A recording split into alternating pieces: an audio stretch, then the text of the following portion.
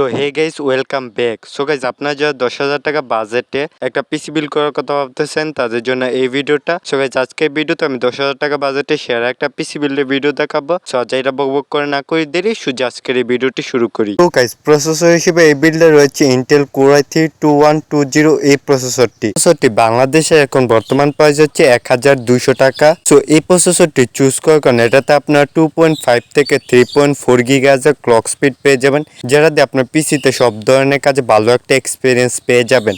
So motherboard হিসেবে choose করছি ইসোনিক H61 এই মাদারবোর্ডটা বাংলাদেশে এখন বর্তমান প্রাইস হচ্ছে 3,900 টাকা।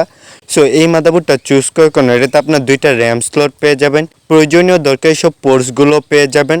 সো মাত্র 3,900 টাকা এই মুহূর্তে বেস্ট অলরাউন্ডার একটা মাদারবোর্ড। আর র্যাম হিসেবে চুজ করছি অ্যাডাটা 4GB DDR3 এই র্যামটা বাংলাদেশে এখন বর্তমান প্রাইস হচ্ছে 1,800 টাকা।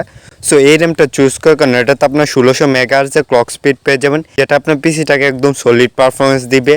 এছাড়া এই র্যামটার সাথে আপনার লাইফ টাইমের ওয়ারেন্টিও পেয়ে যাবেন। সো একদম নিশ্চিন্তে নিয়ে নিতে পারেন। নাও এসএসডি হিসেবে চুজ করছি WD 320GB SATA এসএসডিটা বাংলাদেশে এখন বর্তমান প্রাইস হচ্ছে 900 টাকা।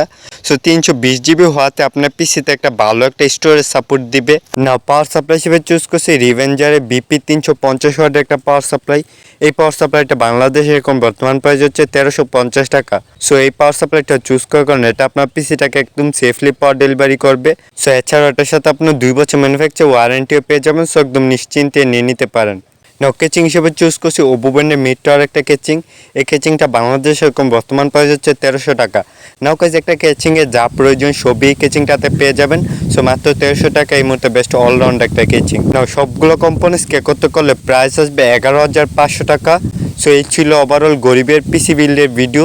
Thank you watching for this video.